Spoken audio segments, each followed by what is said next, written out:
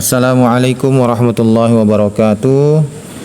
Saya Haryo Pratikto, mahasiswa PPG Daljab Angkatan 1 Universitas Jambi. Saya akan mewawancarai seorang pakar, yaitu seorang dosen dari Universitas Bengkulu, Prodi Pendidikan Fisika, yang bernama Ibu Desi Hanisa Putri, SPD MSI. Kebetulan karena banyaknya kesibukan beliau, maka wawancara ini hanya bisa dilakukan melalui pesan suara di WhatsApp. Berikut ini saya akan menampilkan hasil wawancara saya kepada Ibu Desi Hanisa Putri terkait permasalahan-permasalahan dalam identifikasi masalah saya yang kemudian untuk saya eksplorasikan dalam LK 1.2.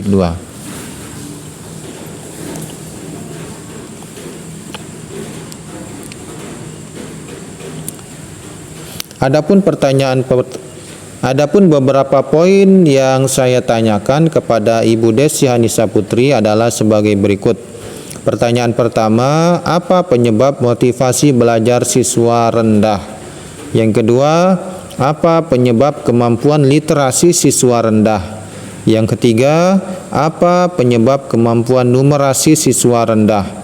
Yang keempat, mengapa peserta didik sering kurang mampu memahami konsep dan materi pelajaran dengan baik? Yang kelima, mengapa terjadi kurangnya komunikasi antara guru, siswa, dan orang tua siswa?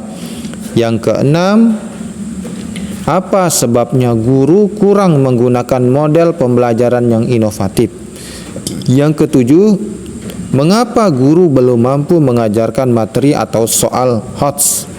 Yang terakhir, yang kedelapan, mengapa guru belum maksimal menggunakan media dan teknologi pembelajaran? Nah, adapun jawaban dari pertanyaan-pertanyaan saya tersebut dijawab oleh Ibu Desi Hanisa Putri dalam bentuk pesan suara. Adapun jawabannya adalah sebagai berikut ini. Assalamualaikum warahmatullahi wabarakatuh. Mohon maaf Pak Haryo, tadi pagi ada sedikit eksiden kaki Bu ini kesleo. Jadi hari ini kurang fokus dengan handphone. Jadi lupa ini pertanyaan-pertanyaan yang udah Haryo pesan dari tadi malam. Tapi ini Ibu coba jawab ya. Pertanyaan tentang apa penyebab motivasi belajar siswa rendah? Ibu mengklasifikasikan motivasi ini ke dalam dua scoop ya. Jadi ada motivasi intrinsik, ada motivasi ekstrinsik. Artinya ada yang dari dalam siswa itu sendiri yang mempengaruhi motivasinya menjadi rendah, dan ada yang dari luar begitu. Yang dari dalam ada variabel minat tentunya begitu ya. Kemudian tingkat intelijensi siswa itu sendiri begitu. Jadi ada faktor internalnya. Sedangkan kalau faktor eksternalnya, kalau kita lihat dari proses belajar mengajar, yang ingin Ibu soroti adalah yang pertama itu kurikulum kita. Kurikulum kita ini dari awal itu sudah sangat gendut sekali, bisa dikatakan begitu ya. Jadi di awal kita belum bisa mengklasifikasikan, belum ada penelusuran minat, bakat, ke arah mana peserta didik kita ini kecenderungannya, sehingga semuanya diberlakukan sama gitu. Jadi yang tidak suka akan pelajaran tematik misalnya di SD, mau tidak mau harus menelan tematik. Kemudian yang tidak suka dengan pelajaran olahraga juga harus menelan pelajaran olahraga begitu ya. Andaikan kurikulum kita itu sudah dispesifikasi dari awal, sudah sejak mereka prasekolah sudah dilakukan peminatan, ke arah mana sebenarnya peserta didik kita ini ketertarikannya atau kecenderungannya, mungkin motivasi mereka akan lebih baik gitu, karena mereka tidak punya begitu banyak tuntutan, harus menghafal, misalnya harus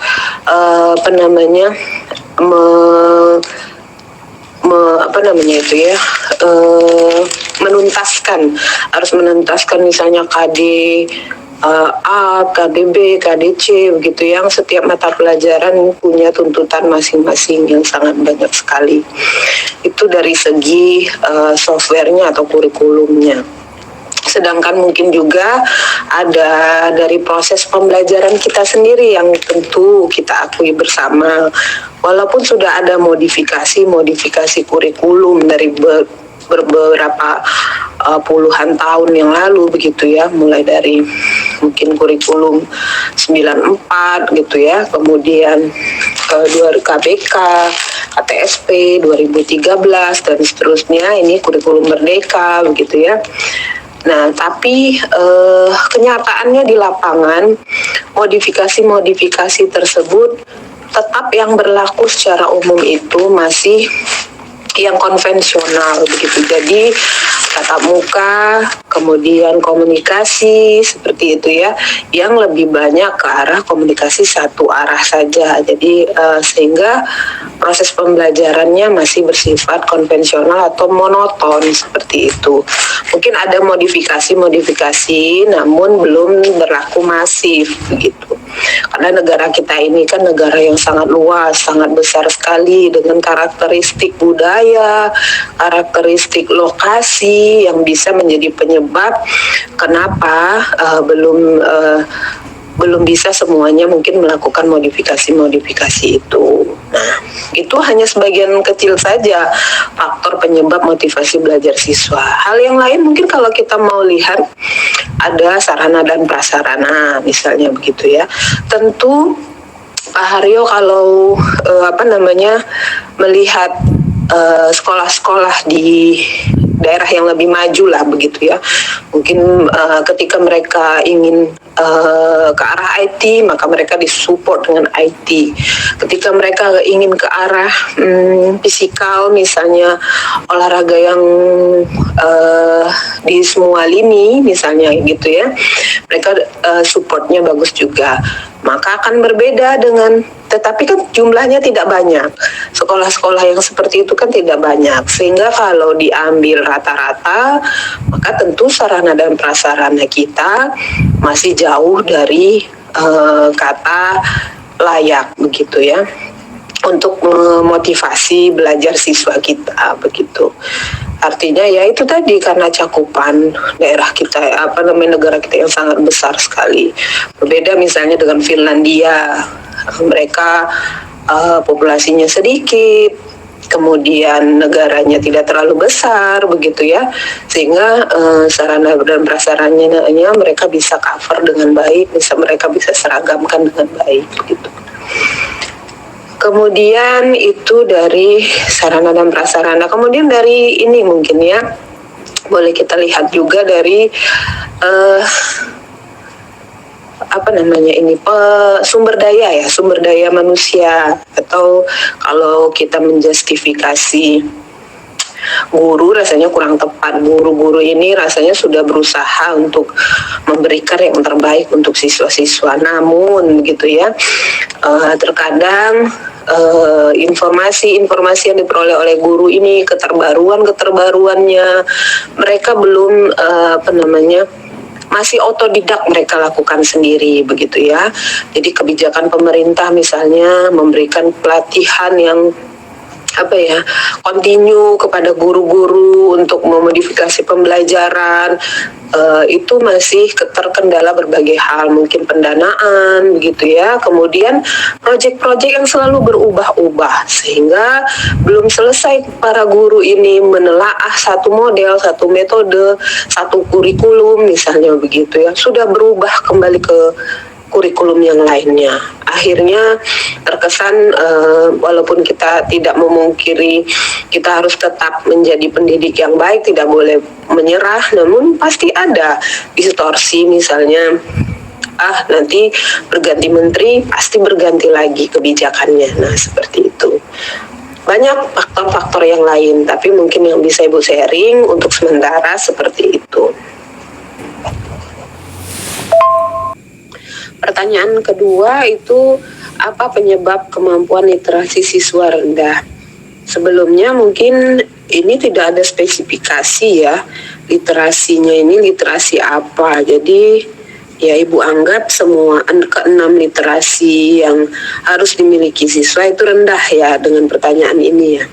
Artinya apa saja keenam literasi yang harus dimiliki oleh siswa itu? Tentu yang pertama yang dasar sekali adalah literasi baca tulis ya. Kemudian literasi numerasi yang berkaitan dengan angka, kemudian pengetahuan simbol-simbol begitu ya. Lalu ada literasi sains. Tentang melek pengetahuan ilmiah atau isu-isu seputar perkembangan sains begitu ya. Kemudian ada juga yang berhubungan dengan TIK, yaitu literasi digital. Dan tentunya karena lingkungan kita kaya sekali akan suku dan budaya-budaya, ada juga literasi budaya. Jadi aspek budaya yang ada di siswa yang perlu juga siswa miliki begitu ya. Kemudian yang terakhir itu ada satu lagi literasi finansial atau literasi yang berkaitan dengan keuangan ya. Nah, sebaiknya keenam literasi ini apa baseline-nya siswa kita miliki begitu ya. Artinya harusnya punya standar kecukupan yang memadai. Misalnya literasi baca tulis. Umur berapa siswa-siswa kita ini rata-ratanya harus memiliki kemampuan literasi baca tulis seperti itu. Nah, kemudian yang di antara keenam ini mungkin ke arah literasi baca tulis ini karena apa ya? Ada banyak gangguan-gangguan kalau sekarang itu. Kenapa kurang literasi baca tulis? Lebih ke arah atmosfer lingkungan peserta didik kita.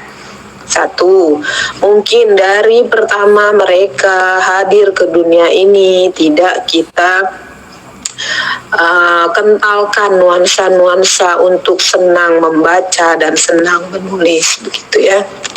Tetapi lebih kita kenalkan dengan permainan-permainan mungkin begitu. Tapi ya metode-metode psikologis sebenarnya ada banyak sekali. Artinya bukan letterlek kita ajarkan membaca ini Ibu Budi, atau sekarang sudah banyak buku-buku untuk penuntun membaca dan menulis ya.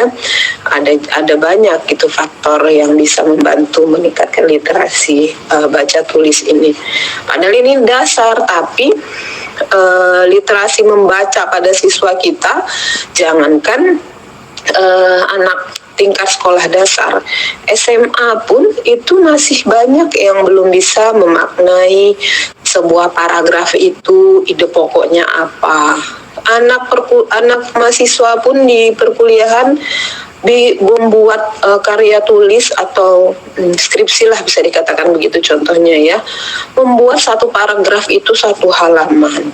Padahal kita harus tahu bahwasanya satu paragraf itu kan terdiri dari satu ide pokok begitu. Kalau dibuatnya satu halaman, tentu tidak akan satu ide pokok lagi. Sudah banyak tema yang dibicarakan begitu ya. Nah, mulai dari literasi membaca tadilah itu mungkin yang rendah. Satu tadi yaitu ya penyebabnya atmosfer yang kita kembangkan sedari dini itu tidak ke arah literasi baca tulis gitu. Tidak ke arah literasi sains pada umumnya ya. Ada kasus-kasus tertentu, misal contohnya anak-anak yang sudah diajarkan oleh orang tuanya menghafal hafalan misalnya juz 30 umur 3 tahun gitu ya, ada yang bisa seperti itu karena mereka memang atmosfernya dijaga seperti itu. Nah, bukan tidak mungkin kalau kita misalnya menjaga atmosfer anak kita menjadi literasi digital saja, maka tentu akan kental kemampuan literasi digitalnya. Nah, yang baik itu adalah balance atau seimbang antara keenam literasi tadi. Jadi literasi membacanya dia punya, literasi numerasinya dia punya, literasi sainsnya dia punya, literasi digitalnya pun juga begitu, dan sampai kepada literasi finansial tadi. Nah, itu sebaiknya seperti itu ya. Tetapi bukan berarti kita tidak bisa memaksimalkan anak-anak yang hanya memiliki misalnya literasi sains saja. Tentu kita bisa memaksimalkan itu. Artinya kita tidak boleh menjustifikasi, oh kamu hanya baik literasi sainsnya, sedangkan literasi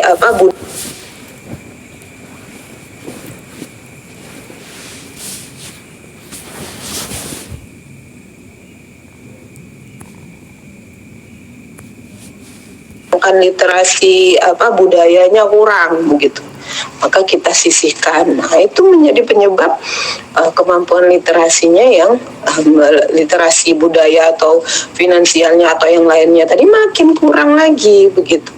Nah, sesuatu yang sudah baik tadi kita asah, yang lainnya kita bisa tingkatkan. Itu salah satu aspek saja ya penyebab kemampuan literasi siswa rendah, yaitu atmosfer yang dibangun sedari dini itu memang kurang begitu. Sedangkan kalau yang ini ya itu tadi faktor lingkungan mungkin ya, teman-temannya suka gaming, maka dia kurang ke arah sainsnya, maka dia akan lebih kemampuan literasi TIK-nya mungkin ya, khusus gaming mungkin gitu. Nah, kalau misalnya keenamnya bisa dimiliki dengan baik basis standar lah gitu ya, mungkin dia akan lebih baik gitu. Selanjutnya, apa penyebab kemampuan numerasi siswa rendah? Ya, kemampuan numerasi ini termasuk ke dalam salah satu kemampuan literasi numerasi ya. Artinya tadi yang berhubungan dengan angka, simbol-simbol seperti itu. Kemudian nanti akan berkaitan dengan kemampuan dia dalam memecahkan permasalahan. Nah, kemampuan numerasi siswa ini kalau dari pandangan ibu itu sangat erat kaitannya dengan intelijensi yang dimiliki siswanya. Ini belum berbasis data riset ya, hanya prediksi awal saja bahwasanya jikalau intelijensi artinya hubungannya berkorelasi linier antara intelijensi dengan kemampuan numerasi siswa. Nah, intelijensi ini kan ada yang dibawa, kebagian besar kan itu adalah genetik ya, tetapi yang bukan berarti intelijensi ini tidak bisa diasah. Contohnya saja, tahu ada di berita-berita mungkin ya, Pak Haryo mungkin juga sudah pernah mendengar, Bapak Profesor Yohanes Surya itu pernah mengatakan, berikan saya peserta didik dari Papua yang paling bodoh lah, bisa kita katakan begitu ya. Kalau mohon maaf kalau pemilihan katanya agak kurang baik. Yang paling tidak bisa menerima apapun dari gurunya begitu kira-kira. Beri saya waktu 3 bulan, maka saya akan jadikan mereka juara olimpiade begitu ya. Artinya tadi yang punya kemampuan numerasi rendah, kalau bertemu dengan pendidik yang benar dan mereka tidak dibebani dengan hal lain, hanya ke arah numerasi saja, tentu mereka bisa akan berhasil. Jadi bisa ada banyak faktor. Satu, mereka belum bertemu pendidik yang tepat untuk kemampuan yang ingin mereka kembangkan.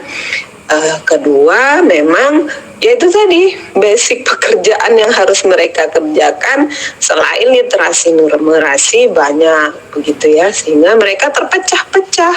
Kemampuan yang mereka harus miliki itu dibagi-bagi. Walaupun ada video-video yang Ibu pernah lihat juga, seseorang yang melakukan tuntutan terhadap dunia pendidikan. Mereka mengatakan dunia pendidikan ini dari ribuan abad yang lalu sama saja bentuknya. Ada guru, ada murid, lalu ada ceramah di situ. Nah, kemudian dunia pendidikan ini seperti diibaratkan ada dia membawa akuarium gitu, di dalamnya ada ikan. Dimisalkannya mengajari ikan ini untuk memanjat pohon kelapa gitu ya. Artinya anak-anak yang tadinya tidak mau atau tidak punya kemampuan literasi numerasi dipaksa untuk terus menelan literasi numerasi, sementara mereka punya kemampuan yang lain yang mungkin bisa diasah begitu. Nah, ada yang mengatakan teori juga bahwasanya kita tidak bisa mengilustrasikan ikan tadi dengan manusia, karena ikan itu hanya bisa berenang, sementara manusia kan multitasking. Manusia bisa berenang, manusia bisa manjat pohon kelapa, manusia bisa menghitung, manusia bisa membaca begitu ya. Jadi mungkin kurang apple to apple kalau ada yang memprotes dengan ikan diajarkan memanjat pohon. Nah, jadi tidak, karena manusia ini adalah makhluk yang paling sempurna yang diciptakan oleh Yang Maha Kuasa, sehingga tidak ada salahnya juga kalau kurikulum kita itu berdasarkan atas sifat manusia tadi yang bisa multitasking begitu. Tetapi ciri khas atau karakter yang bisa dimunculkan dan dimaksimalkan tentu berbeda untuk setiap individunya begitu. Itu untuk kemampuan numerasi siswa yang rendah ya. Jadi sudah dijawab sebenarnya di pertanyaan kemampuan literasi, namun yaitu jawaban tambahannya. Selanjutnya pertanyaan keempat ini, mengapa peserta didik sering kurang mampu memahami konsep dan materi pelajaran dengan baik? Coba Pak Haryo ini di SMK ya, di MAN ya kalau nggak salah ya, di Kemenak lah ya, setara dengan SMA, tentu mata pelajarannya banyak. Nah, pertanyaan ini sebenarnya tidak bisa berlaku untuk semua mata pelajaran. Jadi mengapa peserta didik sering kurang mampu memahami konsep dan materi pelajaran dengan baik? Kalau misalkan anak IPS begitu ya, kan mata pelajaran itu tentu mereka sebagian besar atau pada umumnya memang menyenangi dan minatnya di IPS gitu ya.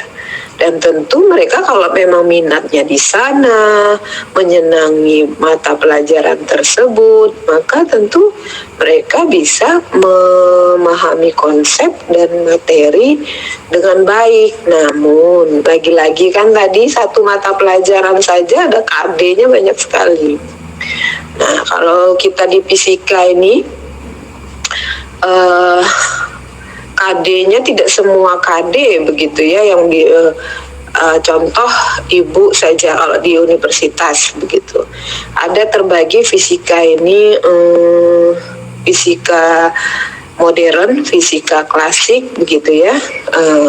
Nah, tentu walaupun orang fisika, nah ini kecenderungannya untuk paham akan semua bidang fisika itu kan tidak semuanya harus paham. Nah, Ibu bukan semuanya harus paham ya, tidak semuanya tuntas pemahamannya akan fisika. Tentu misal ibu lebih ke arah fisika klasik seperti itu, misalnya ke arah mekanika klasik, mekanika sistem partikel, tapi ke arah fisika modernnya mungkin perlu bantuan lebih lanjut untuk mengkaji literasi dan seterusnya begitu. Artinya belum bisa atau kurang mampu memahami konsep di fisika modern, tapi di fisika klasik mungkin ibu lebih mampu begitu ya. Hal yang sama kalau di sekolah kan KD itu ya, misalnya KD pengukuran ada KD-nya, kemudian apa termodinamika atau apa begitu ya ada KD-nya. Nah belum tentu semua KD itu bisa diselesaikan oleh siswa dengan baik gitu. Kalau secara umumnya, tetapi kalau memang mereka tadi diawali dengan sudah atmosfernya dari kecil, orang tuanya memang misalnya ini mata pelajaran fisika ya, orang tuanya memang kesehariannya membaca buku-buku tentang sains, tentu obrolannya juga tentang sains. Nah anak-anak mereka juga akan terbiasa mendengar obrolan tentang sains, akhirnya mereka secara tidak langsung berinteraksi dengan sains gitu sehari-harinya, sehingga mereka sudah familiar dengan sains. Sains itu kental akan simbol, angka, numerik gitu, dan kemampuan pemecahan masalah itu di sains begitu ya. Nah tentu kita yakini pemahaman konsepnya dan materi pelajaran yang ke arah sains itu akan lebih baik. Nah itu tadi atmosfer yang dibangun dari awal begitu ya. Kemudian pertanyaan selanjutnya itu tentang mengapa terjadi kurangnya komunikasi antara guru, siswa, dan orang tua siswa. Mungkin ini masalah pembelajaran ya, atau apa ya ini ya. Jadi begini, sebenarnya komunikasi itu harusnya dibangun dengan dasar tujuan yang sama, visi yang sama, misi yang sama, maka komunikasi itu tentu akan terjalin dengan baik tanpa adanya kontra yang banyak begitu ya. Tapi komunikasi ini tidak hanya yang baik-baik saja, yang kontra tadi juga salah satu bentuk komunikasi. Nah, kalau memang sekarang ini terjadi kurang komunikasi antara guru, siswa, dan orang tua siswa,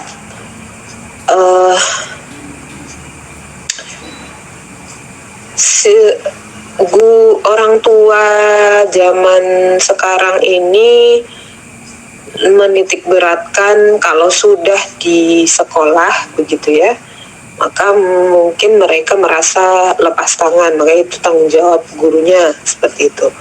Nanti ketika di rumah mereka baru punya skup untuk mereka para orang tua begitu. Nah, padahal seharusnya kan ada pemantauan ketika anak didik kita di sekolah, orang tua pun sebenarnya berhak menanyakan bagaimana kemajuan peserta anaknya begitu ya di sekolah ya.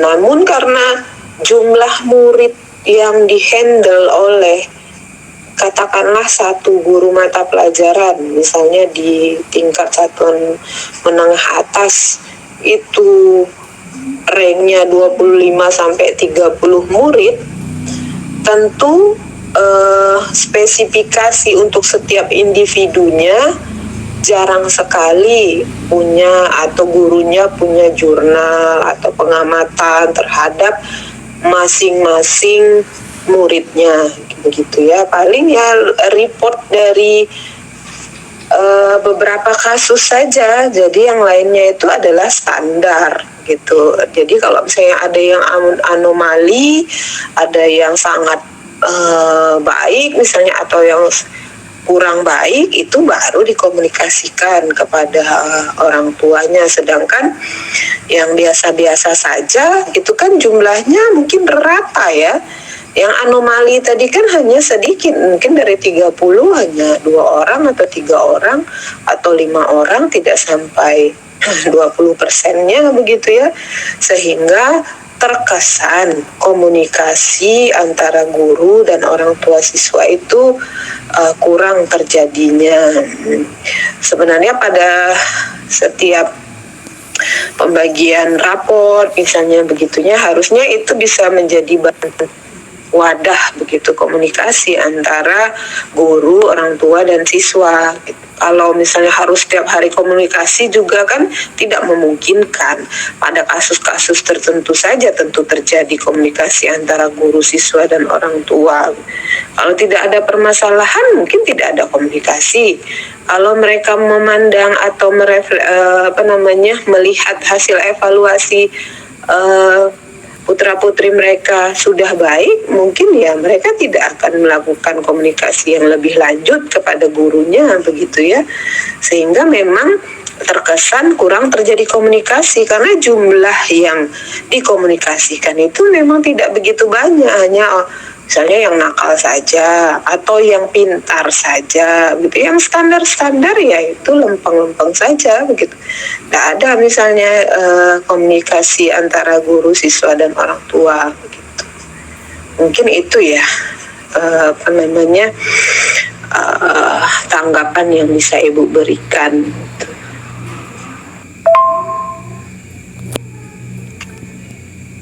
Pertanyaan ke-6, apa sebab guru kurang menggunakan model pembelajaran yang inovatif ya? Mungkin ya tidak bisa kita pungkiri ya, memang statement ini benar adanya ya.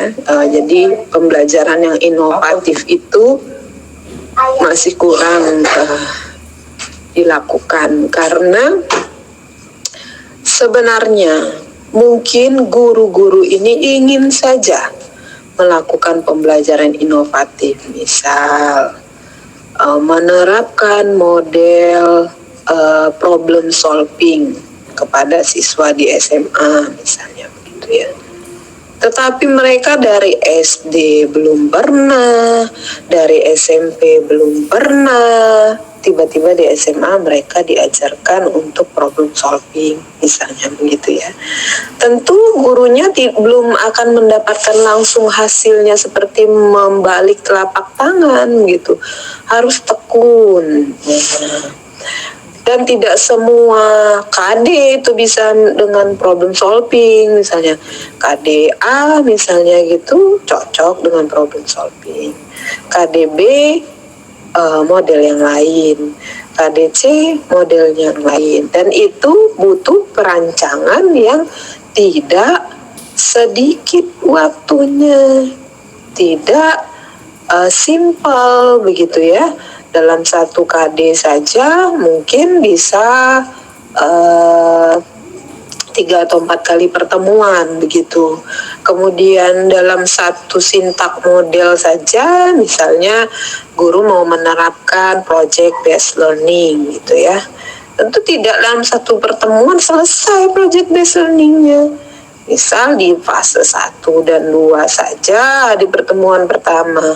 Pertemuan ketiga, fase 3 dan 4, pertemuan dan selanjutnya baru hasil proyeknya ada begitu ya.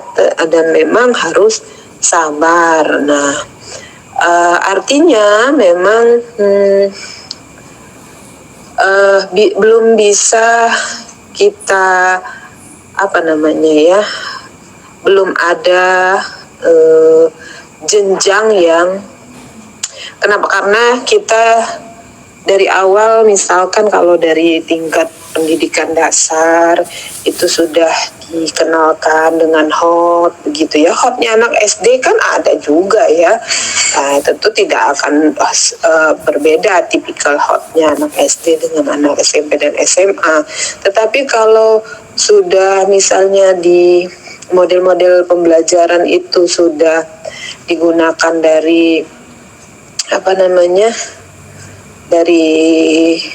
dilatihkan ya sejak dini dari mereka di pendidikan dasar.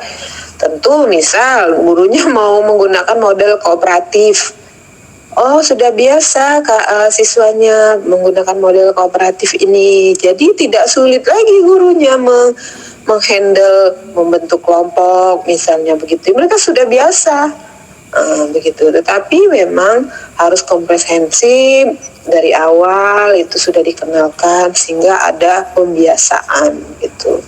Tapi bukan berarti kita akan berhenti gitu ya. Kalau pembelajaran yang inovatif ini belum sering digunakan oleh guru, bisa jadi tadi Indonesia ini wilayah yang luas, belum semua sumber daya manusia bisa menerapkan model pembelajaran inovatif yang memang sesuai dengan rancangannya, sesuai dengan riset yang sudah dilakukan begitu ya, sehingga campur baur antara misalnya ini model apa ya, tidak mengerti apakah ini inquiry, kooperatif atau problem solving, tidak bisa melabeli ini model apa, yang penting saya mengajar begitu ya, yang penting berbeda-beda caranya. Nah seperti itu, mungkin karena kurangnya pengetahuan guru, salah satu aspek bisa saja guru, sehingga kan sehingga kalau kita ambil data tentu akan terjadi rata-rata kesimpulan guru kurang menggunakan model pembelajaran yang inovatif seperti itu. Karena memang jumlah guru di Indonesia ini berapa banyak, berapa yang bisa tercover SDM-nya oleh pemerintah, yang bisa diinput terus pengetahuannya.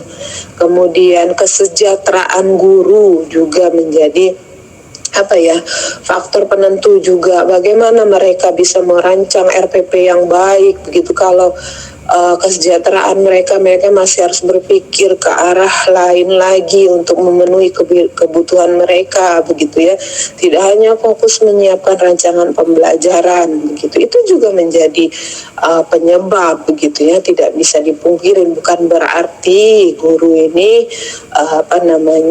baru bisa berproduktif kalau gajinya besar, tidak, tetapi paling tidak sepadan begitu ya, sehingga mereka tidak harus mencari dari lini yang lain lagi untuk mencukupi kebutuhan mereka, walaupun sudah ada sertifikasi begitu.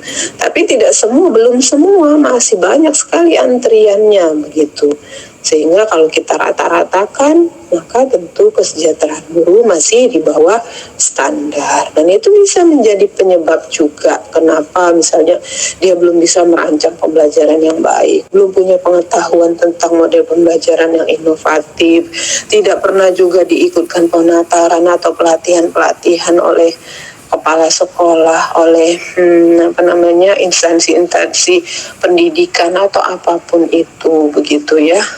Walaupun pemerintah terkadang sudah dicuplik begitu ya, ada guru istilahnya sekarang penggerak begitu ya, mungkin untuk mengkanter kekurangan pendanaan itu. Jadi dilatihlah beberapa orang guru, nanti guru-guru tersebutlah yang menggerakkan atau mengimbaskan.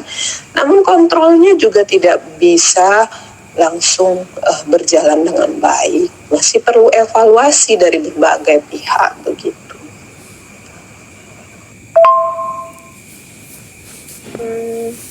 Mengapa guru belum mampu mengajarkan materi atau soal HOTS?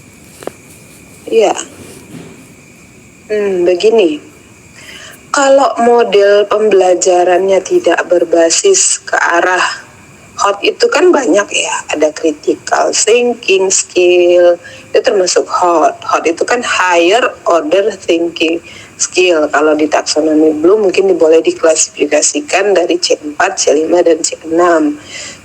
Creative thinking skill gitu, kemudian inovatif, nah itu termasuk HOTS. Nah, kenapa guru-guru belum mampu mengerjakan soal HOTS?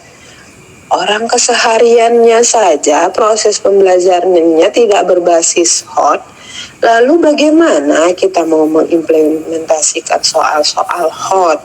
kalau proses pembelajarannya tidak berbasis hot seperti itu. Proses pembelajarannya konvensional, lots ya. Lalu kita mau mengajarkan soal-soal hot. Soalnya, evaluasinya atau asesmennya hot. Prosesnya lots, kan tidak nyambung, tidak sinkron begitu ya. Jadi yang sinkron, yang baik adalah prosesnya hot, asesmennya juga hot begitu. Nah, kenapa belum mampu mengajarkan? Ya, tadi banyak aspek seperti yang dijelaskan di atas tadi begitu. Baik, ini kita sampai pada pertanyaan ke-8 ini ya, pertanyaan terakhir. Mengapa guru belum maksimal menggunakan media dan teknologi pembelajaran? Yang digandrungi mungkin masih PowerPoint begitu ya.